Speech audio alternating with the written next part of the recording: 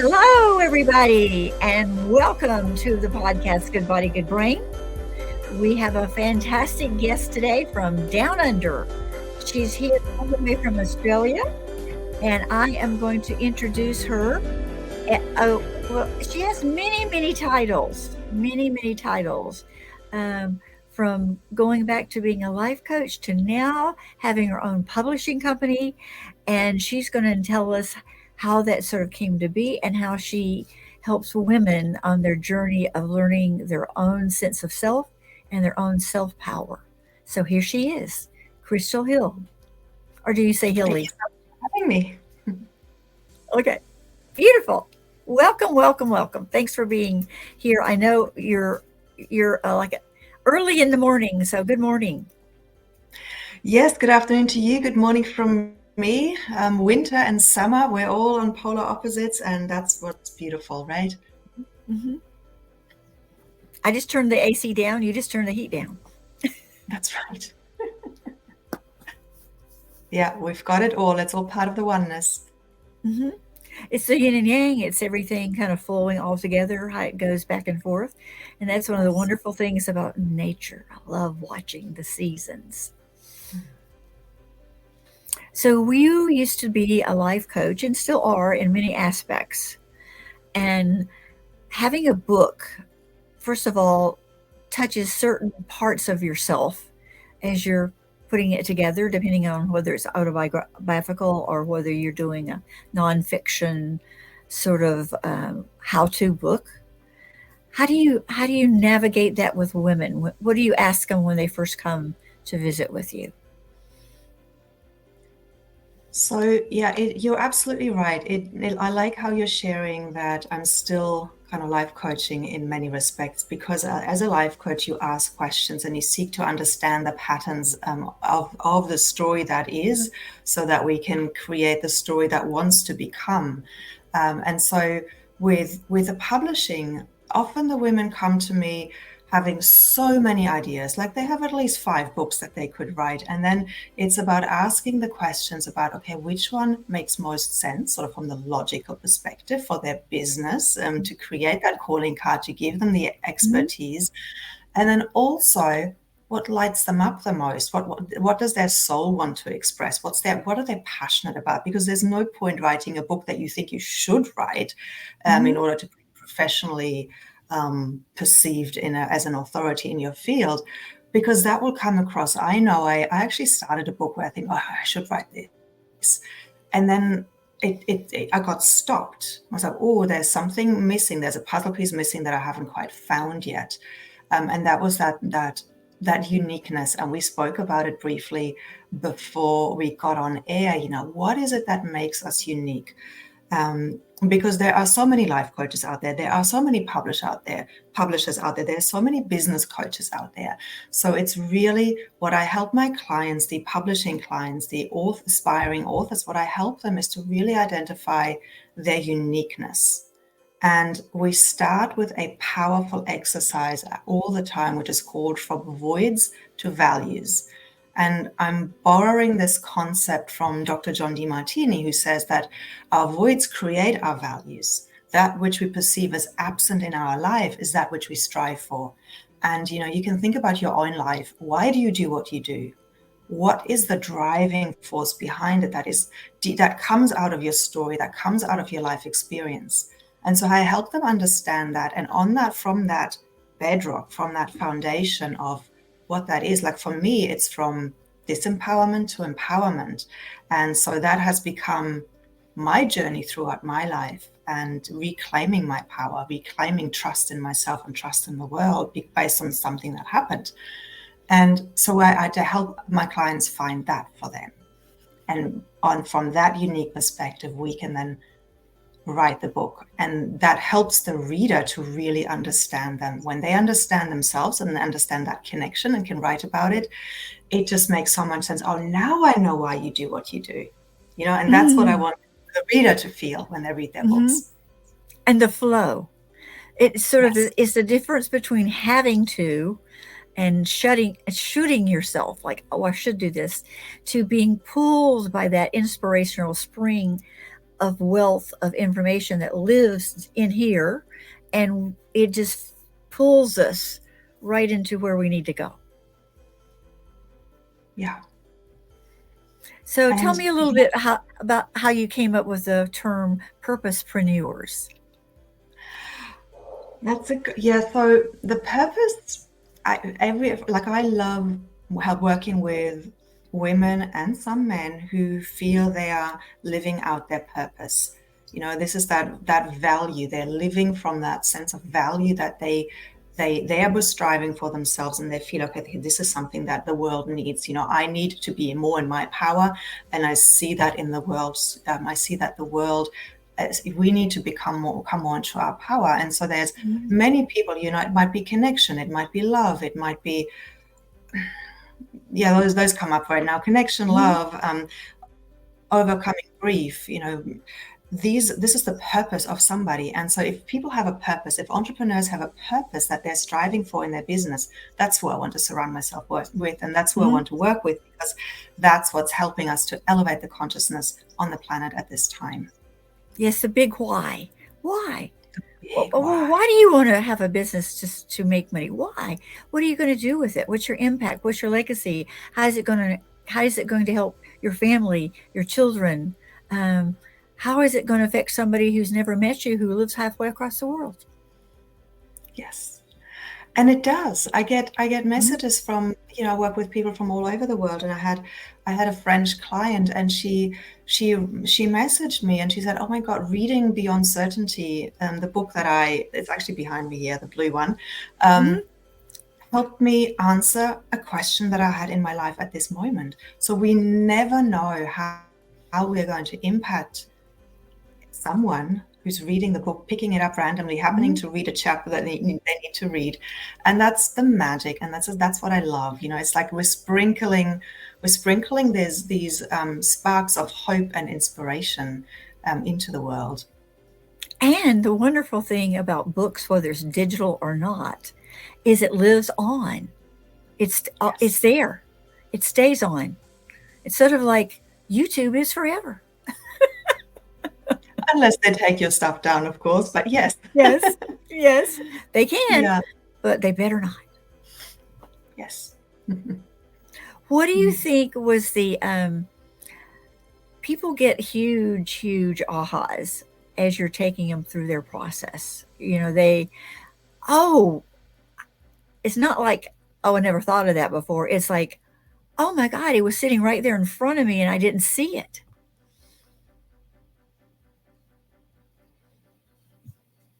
Yes, they do. It's really beautiful to see that, especially when we're coming in with these questions of what is that, what is your hero's journey, through all the stages, what is the theme that you're following through in your life? I've had people who, they thought they had a story intellectually because they came into the book and they knew they had to write. But then when they started writing and we crafted the chapter, this lady was saying, "Oh my God, I have a story. I have a story." Like it was here. It was like an intellectual concept, but in the process of writing, she really claimed her story. Well, firstly, she realized that she had one, that her life was a story, and there was some lessons in her life journey that were worth sharing and that could actually inspire someone. And then secondly, she, through that realization and through bringing what was in her, maybe half unconscious, bringing that onto the page, and that discipline of writing and giving it shape, giving it a shape that a reader can take, the confidence that came from that was phenomenal. So she is now showing up in the world in a completely different way. She's claiming her story. She's embodying her story more, and therefore the confidence creates magnetism that attracts more clients to her.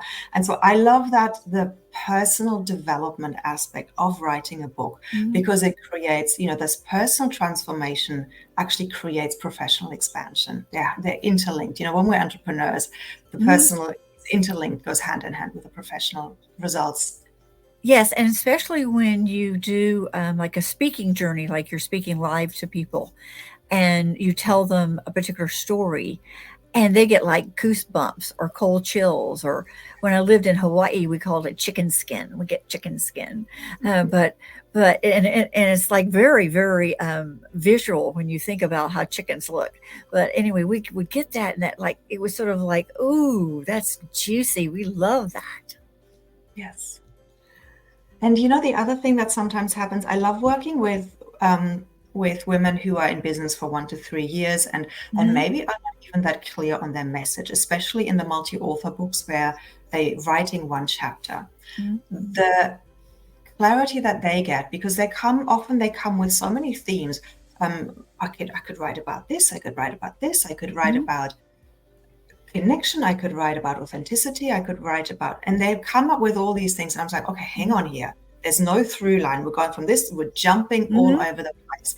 And then it's my job to figure out, having spoken to them and tuning into them, what is their core message based on their void to value statement as well. And how it's like these branches of these other themes, branches of the tree. How can we make more sense of them and bring them into this unified theme? And so when they get that feedback, and I'm sometimes like, oh, should I really say this? You know, I'm just giving them, you know, I'm being quite direct. I have to be direct. And yes. But every time, you know, it's tough love. It's like, well, your chapter's all over the place. It's too many themes. Let's just hone it down. And when I do that, they have light bulb moments like, oh my God, that's it. That's my theme. And then everything simplifies. And again, the simplicity brings clarity. And again, they show up in a new way. So that's one client I love working with. I think of it as a tree. So I work with a lot of functional medicine people, and we look at the roots first. What's the roots that's connecting us to our core, you know, our origin. And then the trunk comes up, which is our alignment with that core. And then we can expand out to any branches we want to, but it's all fed by the root and the trunk as we go out into the world. So that's how I conceptualize it. Yeah, that's exactly what I saw. I saw that tree. So thank you for sharing that. And tell me a little bit about, were you a writer as a kid? Did you love to write stories when you were growing up? And yeah, I was actually. I grew up without a TV, which even in the Me 70s was quite a crazy thing. Yeah, my parents were, I'm second generation Steiner, or we call it Waldorf school in the States, Steiner school here in Australia. So, and they're very strong on allowing the imagination of the child to develop and not be fed by external images. So my parents were quite strict about that. And there was no TV in the house until I was 14 years old or something.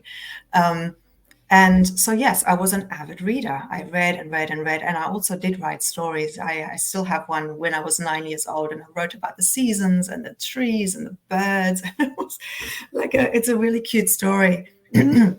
And excuse me, I then English literature, or in my case German, because that's my country of origin. It was my favorite subject at school. I loved exploring different worlds through literature and expanding my horizon. And I loved understanding why people do what they do. And this has always been a fascination of mine. Like, why do humans do what they do, and what makes them tick? And to the point that I thought I didn't think, I knew I was here to help people. And I thought at the time the way to do that was through psychology, because that's the only thing I knew. Turns out thankfully I did my research and had a couple of people who studied it and realized that wasn't mine. I was too creative to box people in. I was not mathematical. I was more of a free spirit and a creator. I was like, no, maybe not. That's maybe not my way. And so then I continued on the literature path and studied English literature and theatre studies, and moved to the UK and did it over there, which was a crazy thing to study English literature as a foreign language at a university level. But I did it, and I did really well as well. And yeah, so I was the editor of my school magazine as well. So there is definitely that background of a love for reading and writing and sharing stories, because they have such power. in the ancient times, we sat around the campfire. Knowledge was passed on through stories. Mm-hmm. And stories really, because they speak so much to the heart and they drop us into our feeling body, our emotions, our connection, because we identify and recognize. And, with the mind compares and contrasts. So we always think, oh, yeah, me too. Oh, I did this. Oh, that's why, we get realizations when somebody has a similar experience and they have processed that experience and they can share their hindsight and their insight and their wisdom that they gain from that. It helps somebody else make sense of their own experiences. And that's how we broaden consciousness. Yes. Oral traditions are so prevalent, especially I live in a community, even though I'm Texas, that's German, Czechoslovakian, some the Polanders, they call themselves, and a lot of Hispanic people, and it's really, really well integrated. And the German people still speak their native language at home. The elders do. They never taught the kids because they didn't want them to know what they were saying. But the kids kind of caught on a little bit.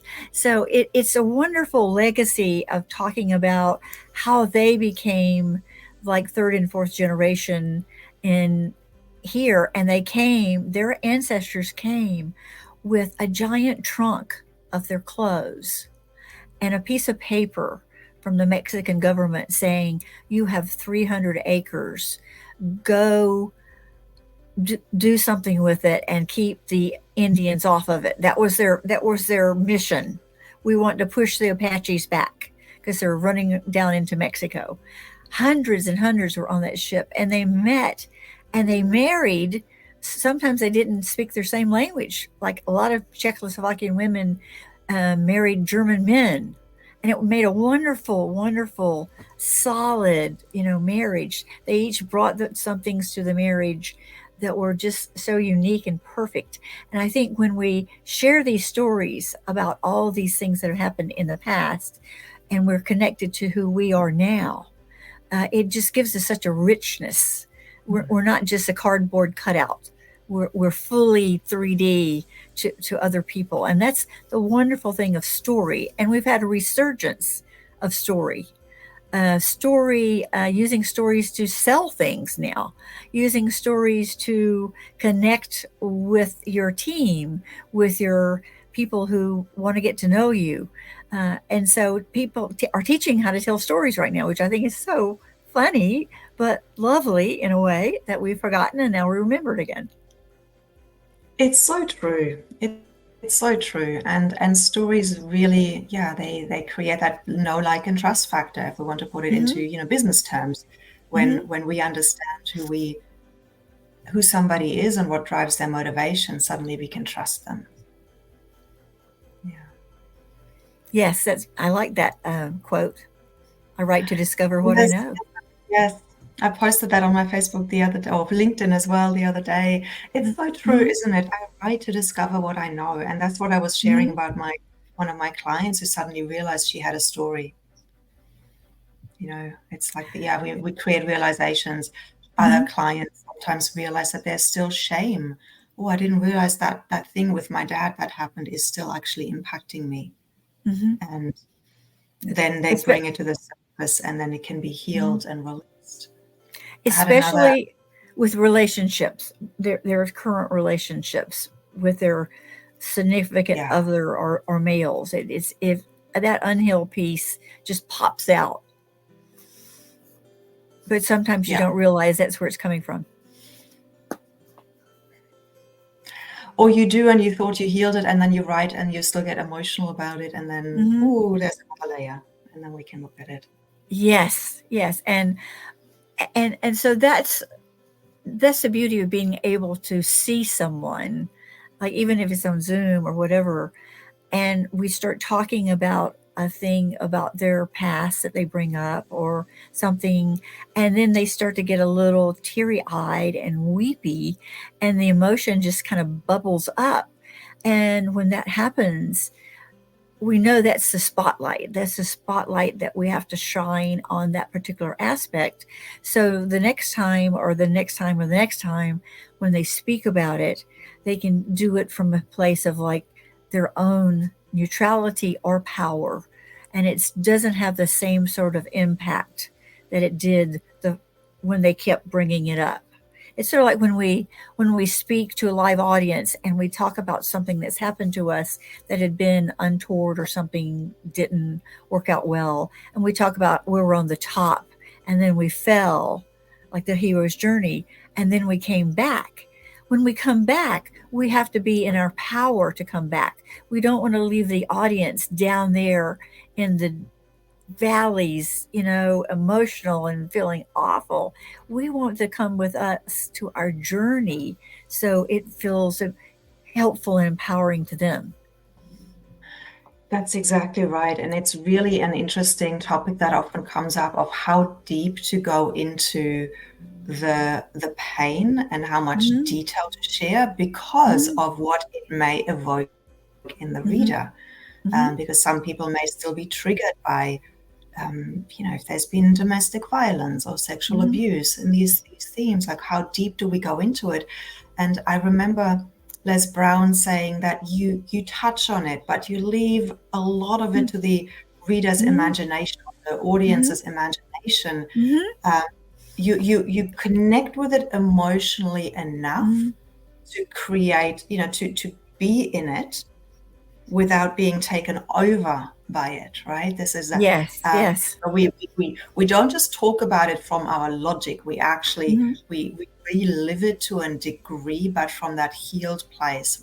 And Mm-hmm. so that's why we can then take the reader back, or the audience back, up and out into our experience, and the triumph that came from that, from the depth of that, that it's called, what is it called, the inner cave, where there's the deepest transformation, the rock Mm-hmm. bottom, the dark night of Mm-hmm. the soul, Mm-hmm. come out of that, fight with resilience, with wisdom, with courage. Mm-hmm.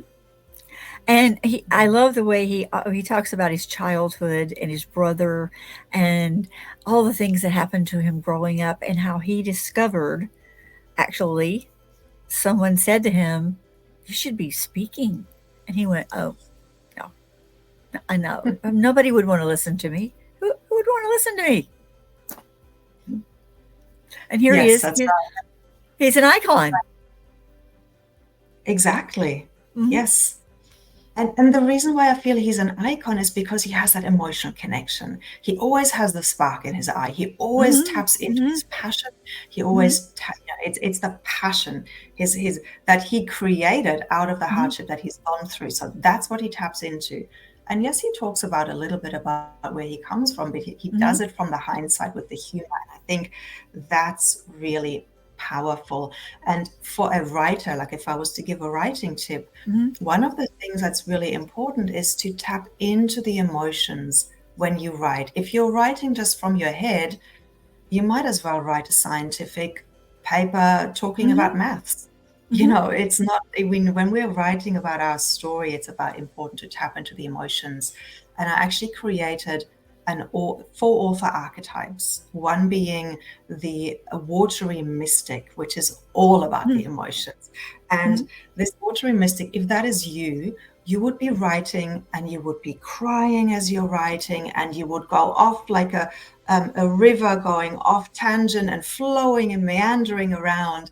Yes, I would Then see you'll that be, as a Piscean yes, journey. Yes. that's right. You might flood the river might get out of the riverbed and flood the surroundings, because there's just so much that comes up. And it's and these writings are usually amazing and powerful, but the river needs to be contained by the earth. Mm-hmm. It needs to be a riverbed, so we need to bring the earth, the empress, in. And for Mm-hmm. me, the empress is that power that grounds everything. When I start working with a writer, that's the first one we embody and tap into, Mm-hmm. so that we can say, okay, what is the through line? What's the arc? What's the transformation I'm taking my reader on? Mm-hmm. What's that journey and what's the little takeaways along the way, the little mini transformations? Mm-hmm. And then once we know that, once we've got the arc, like also architecturally, it's like the architect drawing the things before they go on the site and build random walls. They always make a drawing first. We never build Mm-hmm. random walls to start writing, because it gets very overwhelming if you start like that. And so then once we've got that outline, we then activate the airy wizard. The airy wizard is, the air element. It's like a Gemini, who if we want to talk astrology. They have so many ideas, and that can be overwhelming at times. And if we're just staying there, but now it's like, okay, we've got the concept, we've got our idea, and now it's like everything is a yes and, yes and, yes and. Oh, I could share this story. Maybe this goes here. Yes and, or this exercise. And so it's a brainstorming phase, but because we have the structure, we can slot it in place. Right. Yes, I see them as like the little birds, like the Pitta, Ayurvedic, the birds. They're on the air and they're flying. Yes. Yeah, exactly. I have an author-archetype activations where I guide people through meditations to activate each archetype. And I use the butterfly in that one. Yeah, it's very similar. It's really beautiful. Yeah. And they have a bigger perspective as well, right? When you're flying, you can see a bigger picture because you have an elevated viewpoint. Yes, I used to love those. Oh, I don't know what to do. I'm too stuck in this thing. It's like, no, you can, see more. Yeah. Yes, when I was growing up, I used to have these dreams about flying, and even when I went to grad school, I worked with Stanley Krippner. He's still living. He's almost 90.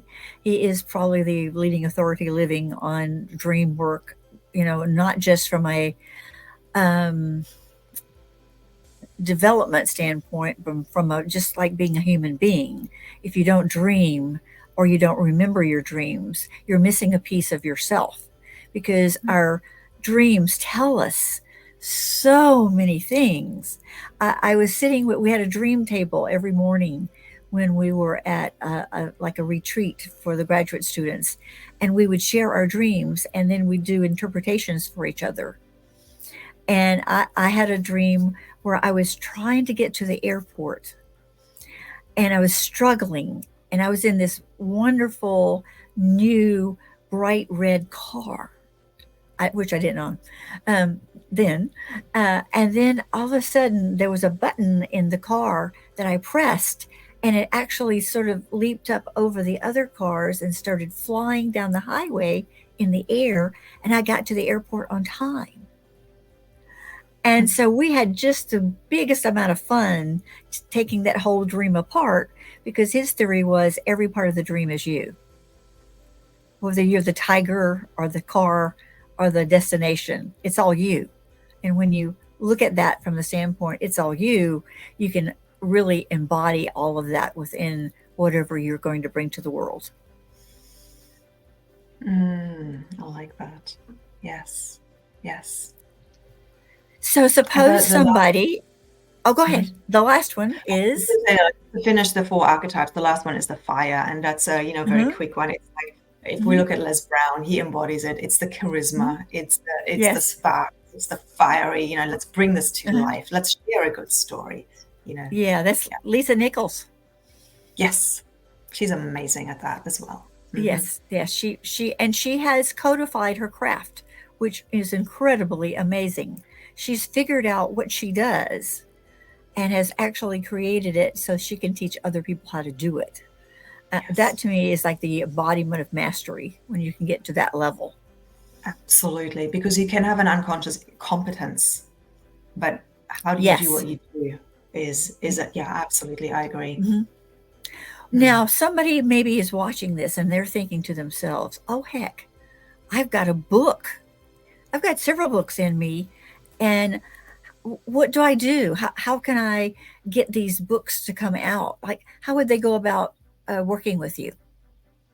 So I think the best way is to reach out to me on the links below, or, I've got my website down there as well, just to have a conversation. I have a solo book incubator, which is a 4-month group program where I help people to plan, craft, and write their book. I also do that one-on-one if somebody really wants my undivided attention in a one-on-one setting. And I do have an online course. So depending on where they're at and their resources and needs, there's different ways of doing that. And then, of course, we have the publishing packages as well, so they can get it published. And we look at, I work intuitively and strategically. So we'll look at what's the end goal? How are you getting getting your investment? What's your return on investment with this? And often the book, as you said earlier, it's like a calling card. So we can then create courses and be invited to bigger stages and have that authority. So yes, I love that whole process. And I think it's just a